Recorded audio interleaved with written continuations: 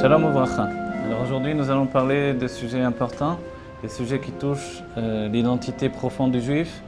Le juif, c'est pas simplement un être qui vit dans le monde et qui sait faire des affaires dans le monde. C'est une image, on va dire, chitzonite, extérieure à la réalité. La profondeur du juif, c'est un être divin.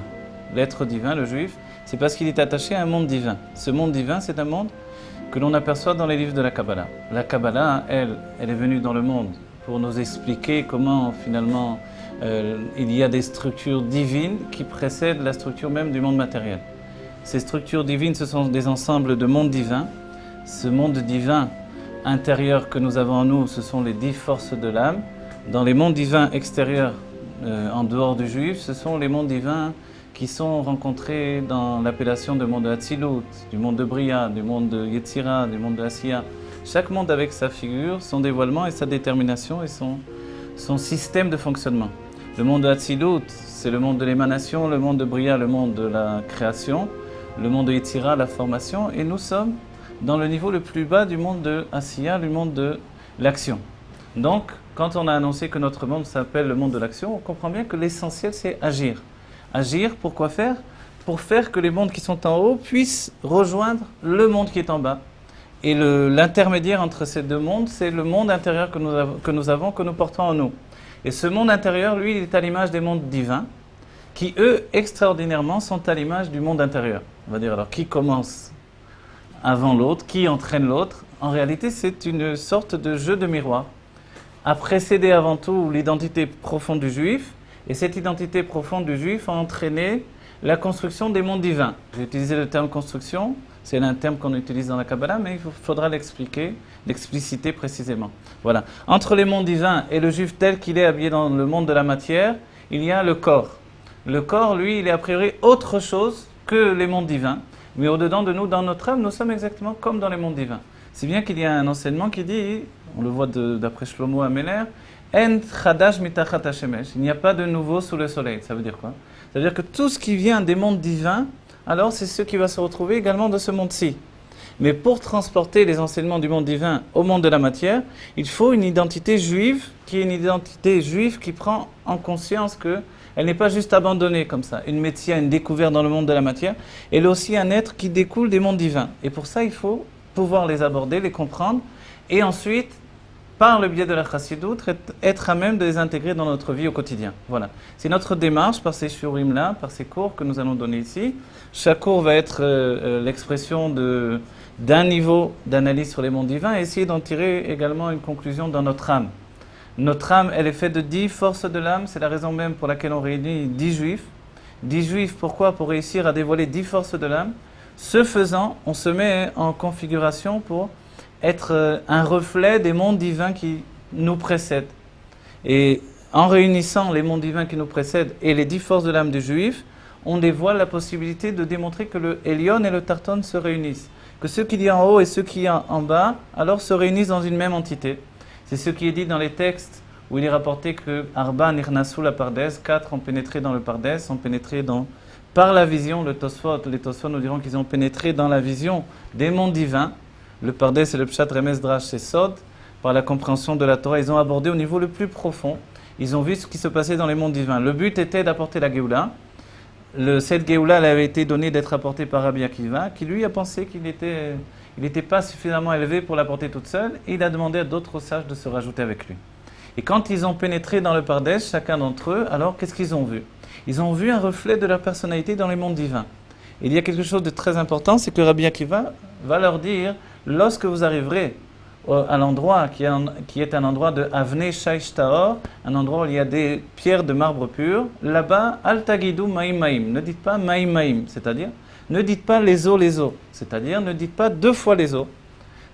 Qu'est-ce qu'il aurait fallu dire? Alors, les eaux en une fois, c'est-à-dire que ce n'est plus un endroit où il y a une séparation entre les eaux supérieures et les eaux inférieures. C'est un endroit de fusion entre la matière et le divin, entre le spirituel et le matériel. Et c'est la Géoula que l'on attend tellement profondément chaque jour de notre vie, c'est de faire une fusion entre le monde spirituel et le monde matériel. C'est pas autre chose que ça.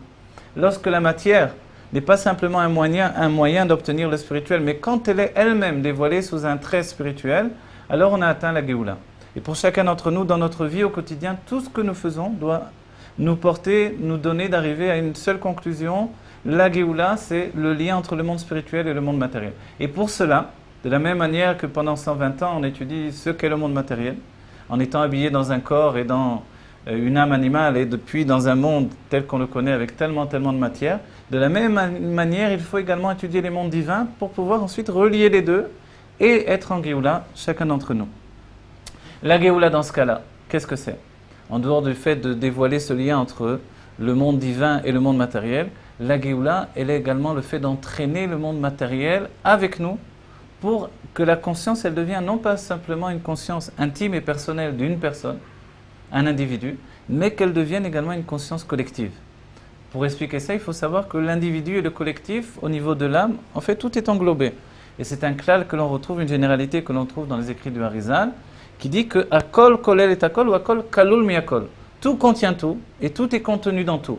De ce fait-là, lorsqu'un individu, dans le peuple juif, arrive à une Géoula personnelle, à une délivrance par rapport à l'enfermement de la matière par la conscience, alors il délivre tout le peuple juif. Il faut se rappeler, pour comprendre ça, que au départ, au début du monde, Adam Arishon, le premier homme, était dans le Gan Eden, c'est-à-dire un monde où se dévoile le divin.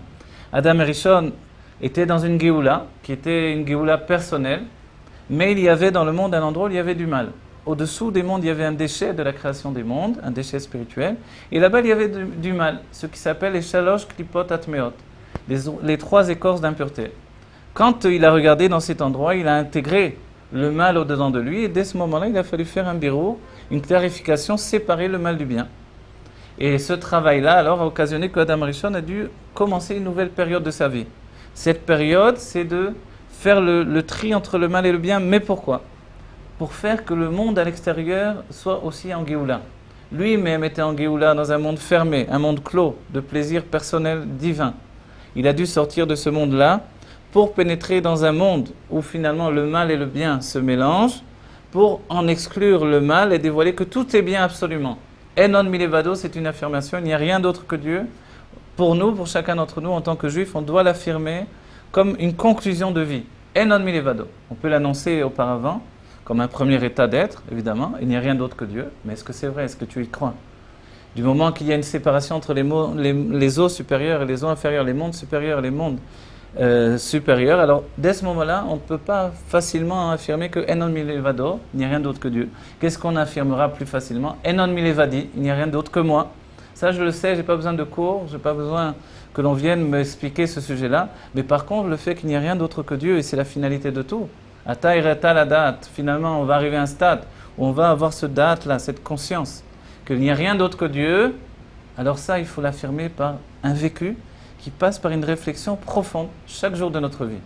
Réfléchir profondément sur le fait qu'il n'y a rien d'autre que Dieu, ça c'est, on va dire, c'est une difficulté tellement grande que chaque jour de notre vie, chaque épreuve de notre vie, c'est pour nous pousser vers cette conclusion. En elle-même, c'est la conclusion même de l'état qui nous fait passer de l'exil à la Géoula. La Géoula, c'est une finalité dans l'être. La finalité, l'être, c'est terminé. C'est terminé dans le sens où il a terminé ce qu'il devait faire. Qu'est-ce qu'il devait faire? Il devait, l'être juif, faire le bureau de la matière, clarifier la matière pour qu'elle aboutisse au stade où elle devient un réceptacle pour dévoiler le divin. Ce qui s'appelle également lui faire une dira batartonim, lui faire une maison ici-bas. Lui faire une maison ici-bas, ça commence par nous-mêmes. Moi, je dois devenir une maison pour Dieu. Ensuite, quand on cherche le terme de maison dans la Pnimiut Torah, dans la Kabbalah, on verra que le Sefer Yetzira nous dira que une lettre, ça construit une maison. 2 lettres, ça construit 2 maisons. C'est-à-dire que la maison, c'est aussi le langage. Et c'est pour ça que quand on a des problèmes psychologiques, on va voir un psychologue, un psychothérapeute qui va nous aider par le langage à s'exprimer, à s'expliquer. Auparavant, on verra que la Torah n'avait pas besoin de fournir au monde des psychologues. C'est-à-dire que dans l'expression, par l'expression de la Torah, on peut arriver également à clarifier ce qu'il y a de profond en nous. Ce terme-là, cette explication-là, on va les rapprocher au fait que la malchut, la parole, elle a une faculté d'exprimer des choses qui n'étaient pas auparavant dans l'intellect. La parole, elle a une faculté de dévoiler des choses qui n'étaient pas construites par la pensée. On va essayer d'expliquer tout ça dans les cours à venir. Ceci dit, si je dois terminer ici, je dirais que amener ma propre délivrance, chacun d'entre nous, individuellement, qui que nous soyons aujourd'hui, c'est aboutir à une conclusion que je ne peux plus vivre en dehors de la connaissance des mondes divins. Et la Géoula, des sages dans tous les temps ont fait Messirut Nefesh, ont fait un don d'eux-mêmes. On prie sur des maladies, ils sont rentrés en prison comme les Rebim de Chabad pour que l'on accède à un stade de dévoilement de notre âme par la connaissance et la conscience des mondes divins. Pour que finalement nous soyons un juif de Géoula. Voilà, que si Dieu veut, on arrive à cette Géoula, Teref Omial Mamash, immédiatement, et que chaque juif se sente concerné par la Pnimiut Torah, l'intériorité de la Torah, et qu'ils comprennent que ce n'est pas une chose extérieure, une chose pour les Mekoubalim, des gens qui sont des sages retirés du monde, ça ne me regarde à moi, chacun d'entre nous au quotidien. Voilà, que vite on vive la Géoula Amitit Vashlema, qu'on l'intègre dans notre vie par la connaissance du divin tel qu'il doit être vécu au quotidien, Teref Omial Mamash.